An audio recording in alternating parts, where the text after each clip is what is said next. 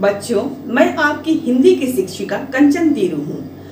बच्चों, आशा करती हूँ कि आप सभी कोविड-19 की इस विषम स्थिति में अपने अपने घरों में स्वस्थ होंगे और सुरक्षित होंगे और सभी अपना अपना ख्याल रख रहे होंगे।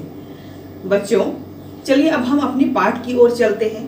आज का पाठ हमने आपकी व्याकरण की पुस्तक पाठ 23 अपठित गद्यांश से लिया है।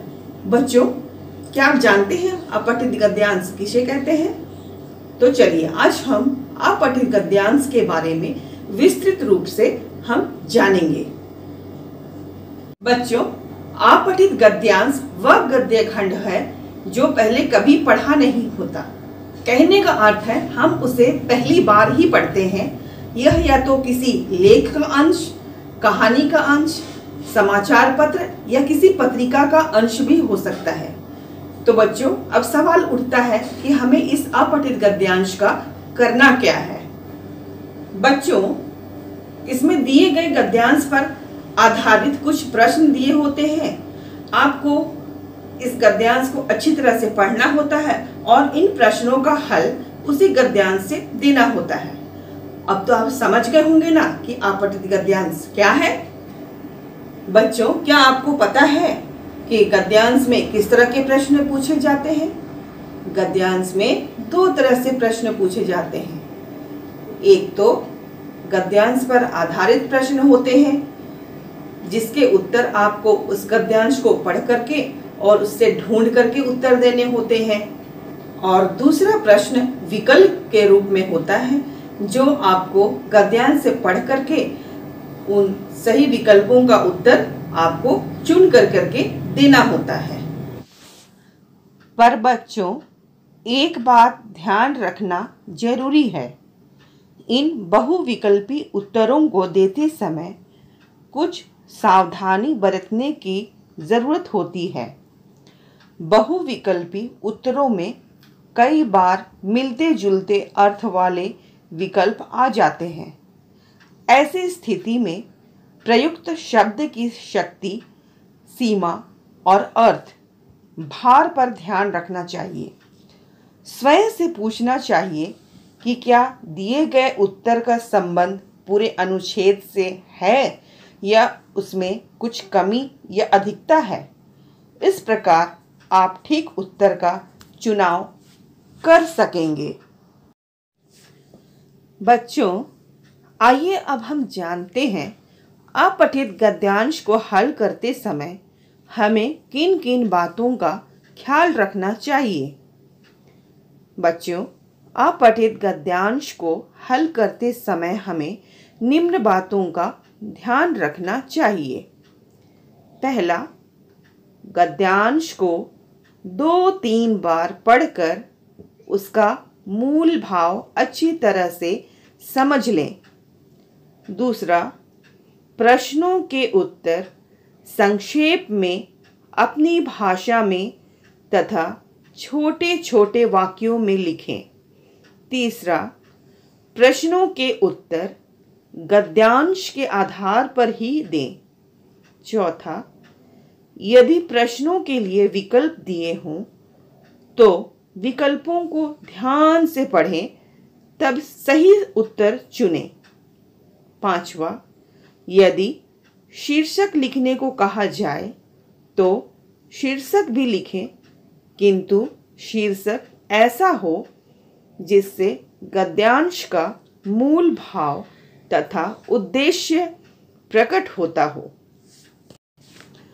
बच्चों, शीर्षक का चुनाव करते समय भी हमें कुछ महत्वपूर्ण बातों का ध्यान रखना आवश्यक है। पहला, शीर्षक मूल विषय से संबंधित होना चाहिए। दूसरा, शीर्षक संक्षिप्त, आकर्षक तथा सार्थक होना चाहिए। तीसरा, शीर्षक में अनुच्छेद से संबंधित सारी बातें आ जानी चाहिए।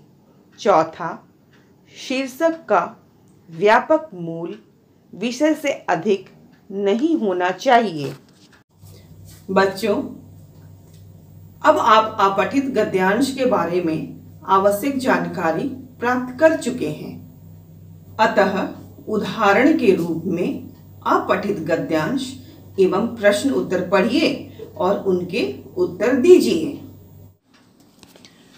दिए गए गद्यांश को ध्यानपूर्वक पढ़कर नीचे लिखे प्रश्न उत्तरों को समझिए। प्राचीन समय की बात है, एक वैद्य जी जड़ी बूटियां सुखाकर औषधि बनाते थे। उनके घर के आंगन में तरह तरह की जड़ी बूटियां सूखती रहती थी।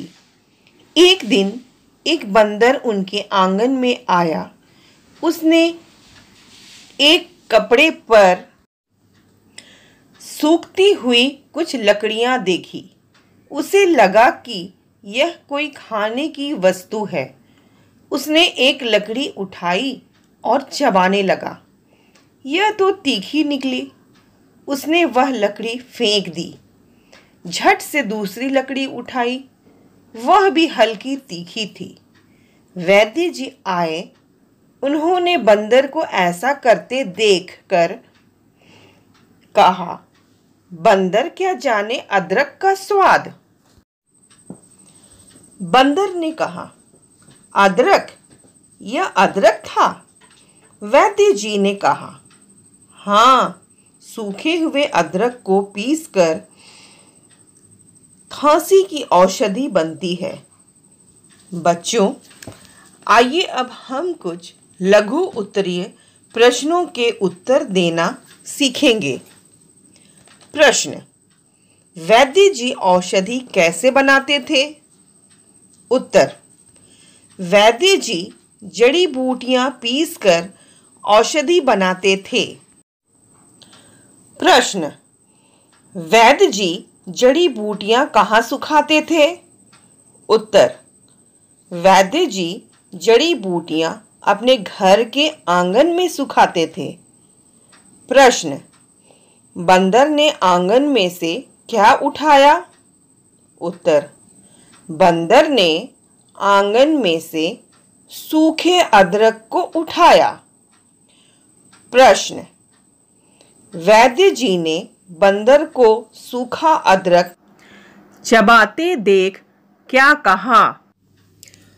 उत्तर, वैद्य जी ने बंदर को सूखा अदरक चबाते देखकर कहा, बंदर क्या जाने अदरक का स्वाद। प्रश्न, सूखे हुए अदरक से क्या बनता है? उत्तर, सूखे हुए अदरक से खांसी की औषधि बनती है। आइए अब कुछ बहुविकल्पीय प्रश्नों को देखते हैं। प्रश्न, वैद्य जी क्या बनाते थे? क, अदरक, ख, औषधि, ग, जड़ी बूटी, घ, खांसी की औषधि। उत्तर, औषधि। प्रश्न, बंदर जिस लकड़ी को चबाने लगा वह लकड़ी थी? क, सूखा अदरक, ख, गीला अदरक, ग, खांसी की औषधि, घ, खाने की वस्तु। उत्तर, सूखा अदरक। प्रश्न, बंदर किसका स्वाद नहीं जानता? क, खांसी की औषधि का, ख, जड़ी बूटी का, ग, लकड़ी का, घ, अदरक का। उत्तर, अदरक का। विलोम शब्द, नवीन, प्राचीन, मीठी, तीखी, गीला, सूखा, भारी, हल्की। गद्यांश से चुनकर 2 संज्ञा शब्द लिखें। बच्चों, तुम्हें पता ही है, नाम वाले शब्द को संज्ञा कहते हैं। तो इस गद्यांश में संज्ञा शब्द हैं उत्तर, पहला बंदर, दूसरा अदरक। गद्यांश से चुनकर 2 सर्वनाम शब्द लिखें। बच्चों, संज्ञा के स्थान पर प्रयुक्त होने वाले शब्द सर्वनाम शब्द कहलाते हैं। तो इसका उत्तर है पहला उनके, दूसरा उसने। गद्यांश से पढ़कर इन रिक्त स्थानों की पूर्ति कीजिए। क, एक दिन रिक्त स्थान आंगन में आया। उत्तर बंदर। एक दिन बंदर आंगन में आया। ख, अदरक को पीसकर रिक्त स्थान की औषधि बनती है। उत्तर खांसी। अदरक को पीसकर खांसी की औषधि बनती है। वाक्य बनाओ। आंगन। मेरे आंगन में एक बड़ा नीम का पेड़ है। क्यों बच्चों, आसान लगा ना? सारे प्रश्नों के उत्तर गद्यांश से ही तो होते हैं। अब आप अपठित गद्यांश के बारे में जान गए होंगे। अब आज की कक्षा मैं यहीं समाप्त करती हूँ। धन्यवाद।